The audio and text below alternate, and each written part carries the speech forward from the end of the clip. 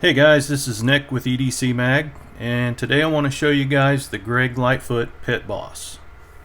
Before we get into that, I want to talk a little bit about, like we do on EDC Mag, since it's EDC and everyday carry. I want to show you guys this, something I just got that's super cool. Some people call it the John Wick pencil. Some people I think the maker, he called it Evil Number 2. It's actually a spike, and it's made by the same guy. I don't know if you guys saw when I reviewed this.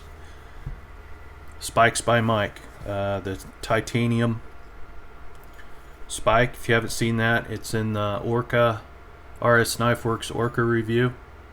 I talked about this. It's a tactical spike made by Spikes by Mike here on Facebook. He also makes these, and it's made completely out of stainless steel. The whole thing is stainless steel. It looks like a number 2 pencil. If you saw John Wick and he ended those guys with a pencil, this is a John Wick pencil. So it's just like a stainless steel spike. Looks like a number 2 pencil. It's I think it's about 5.5 inches long. It's not heavy. It's almost 6 inches long. I just thought it was super cool. Kind of neat, very unsuspecting. I know my grandfather always had a pencil tucked in his overalls. I don't wear overalls, of course. I still have time.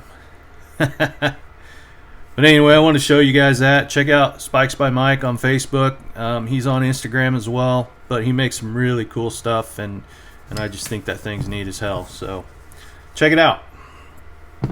Alright, so let's talk about this knife right here. This is the Greg Lightfoot Pit Boss.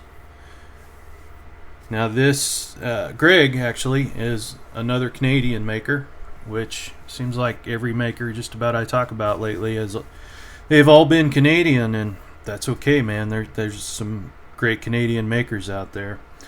This knife particularly is 3.5 inch, about, I believe it's it's a 3.5 inch blade, which yes, does break my cardinal rule of no small knives.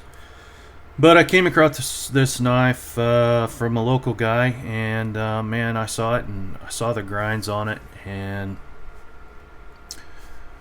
I just had to try it out.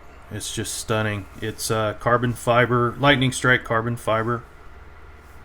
It's got ironwood scales. It's CPM 154. When you see Greg, for whatever reason, he doesn't talk about blade steel a lot, and even when you're looking at his knives, there's not a lot of references to blade steel for whatever reason. But this is CPM 154.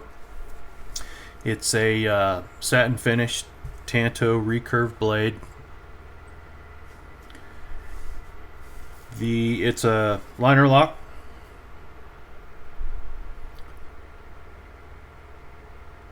The liners and the backspacer are all bead blasted. They're all TI. There's no place for a lanyard, which is fine with me. Most knives have that option. I suppose you could have something drilled. I'm not really a lanyard guy so much. I just don't keep knives long enough to put a lanyard on them, but this one does not have that as an option. As far as the weight goes, I am not sure. I'm gonna guess this thing probably weighs maybe 7.5 ounces. Let's find out.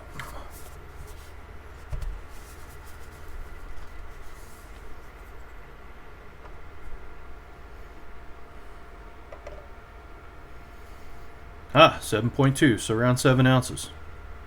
Perfect. Alright. The clip on this I think it's Zerk, which goes well with the ironwood scales. Ironwood that's pretty cool stuff. It's what they make bows out of sometimes. Really tough stuff. It's a beautiful knife. I saw this, and of course the thing that really appealed to me was the grind on it. Just beautiful. Now Greg, he's been a knife maker since the 80s, late 80s, and he's had a lot of different influences early on. Guys like Rod Olson and Tony Marifone even. Joe Perella was a big influence, if you know who those guys are. In 2014, he met up with Jared Van Otterloo, who is JVO Design. You might know some of his stuff more recently from Todd Begg. Him and Todd did some collaborations together. I caught wind of some sort of fallout there. I'm not exactly sure what the situation was there, but they do make some really cool knives together. But this knife here, the Pit Boss, according to Greg, was influenced by Jared.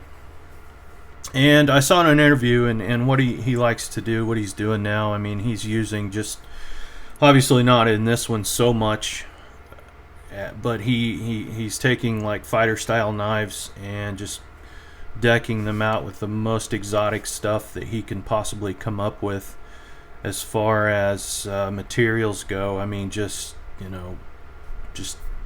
really crazy, wild, exotic stuff. And you're talking knives anywhere from $1 to $2 grand, 2,500. Just depending on the materials. He's going all out, and they're just, I mean, they really are their functional art, so to speak. I mean, they're just stunning. One thing I noticed on this is the grind is different a little bit. This is carried all the way over, so it's going to be different. It's different on the backside, so it's a flat grind at the top at least, which I'm not a big fan of those styles of knives. I know they served a purpose, but I like to see the grind on both sides if I have an option. But definitely on this knife, not a deal breaker. It's just a stunning knife. Beautiful. The action on it is flawless.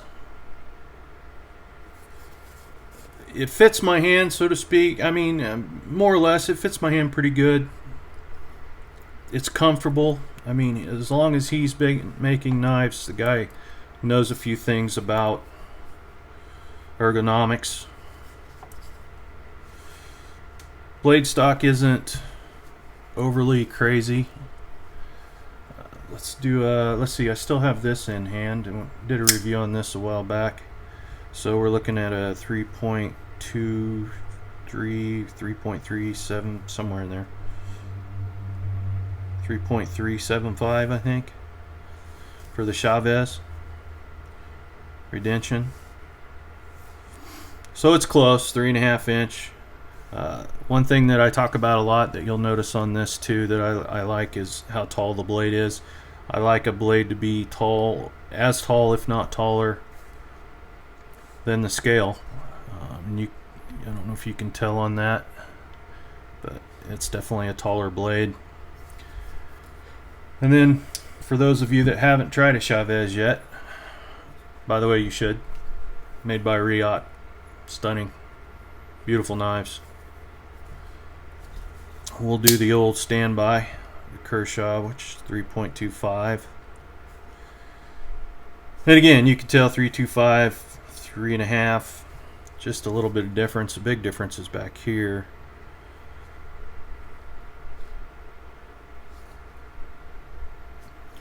So for this, just because of the way this is made, the way that blade shape is, you need that. You don't need all of it, but this adds a lot to it, which, in theory, if it was a fighter knife and you needed it, it'd be there. I think I'm going to make a video of 30 minutes of just me doing this sound with different knives. I could sit and listen to this all day. I love that sound. Who doesn't love that sound? We're knife guys.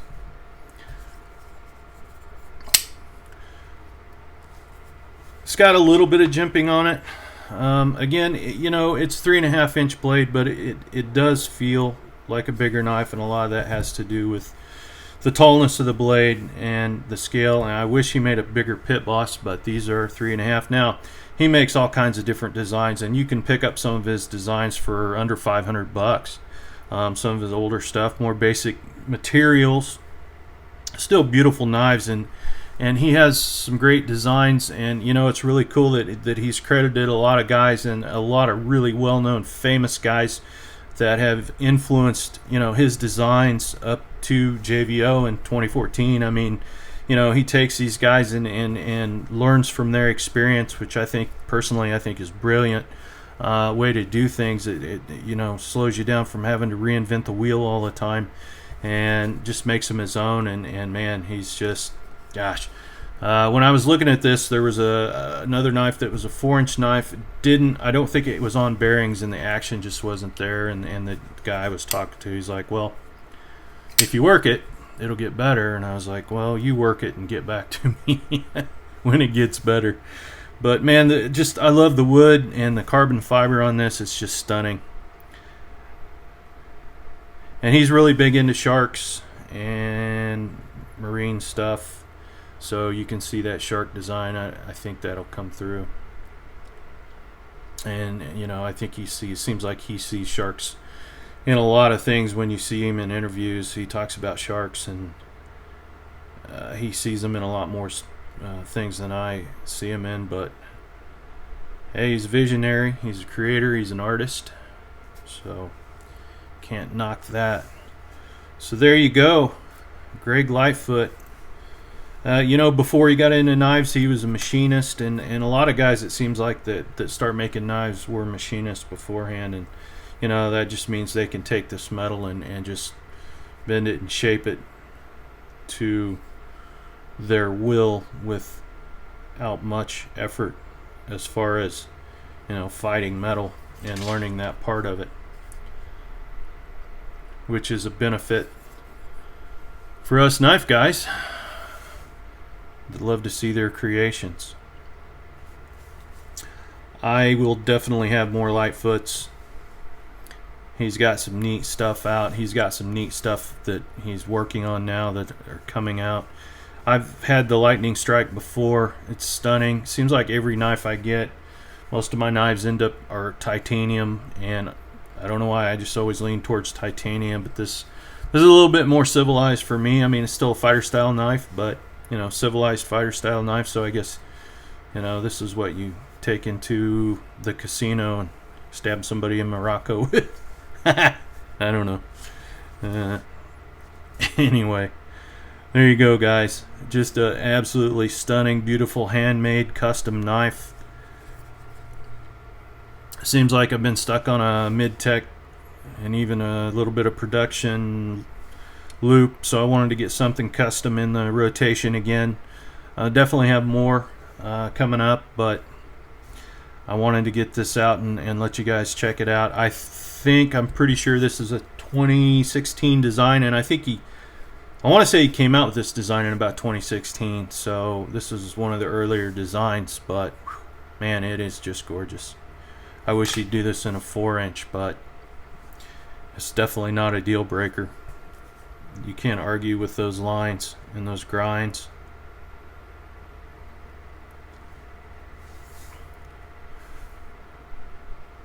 So there you go, guys. Check out Spikes by Mike if you want your very own John Wick pencil. They're neat. I'm trying to figure out how to put bite mark. I don't remember ever having one that didn't have bite marks in it. So I'm sure if I ask him next time he makes a batch, he'd probably could put bite marks in it for me. It's just neat little doodad to have. And Greg Lightfoot, man, just awesome. Check out his knives. IG, definitely check him out on IG. He's got a website, and you know, places like Arizona Custom Knives, Fort Henry Custom Knives, Windy City. You know, there's a lot of places. I mean, he's been around for a very long time, so his knives are out there. But you know, I would say start with Instagram if you really want to see some of the stuff that he does. A little bit of carbon fiber there. Ooh. There you go. Cool. Well, hey guys, this is Nick with EDC Mag. I appreciate you guys watching. If you haven't subscribed, please do. We're just getting started. We're having a lot of fun, and hopefully I can bring you guys some more cool knives that you don't necessarily see out there every day. I'm going to incorporate more mainstream stuff into what I do, just because a lot of times that's all people care about seeing, but I want to bring you guys this stuff too when I can, because this is what I really love, and when my budget allows, this is what I connotate towards. So there you go. Thanks for watching, guys. Have a great weekend. I'll see you next time.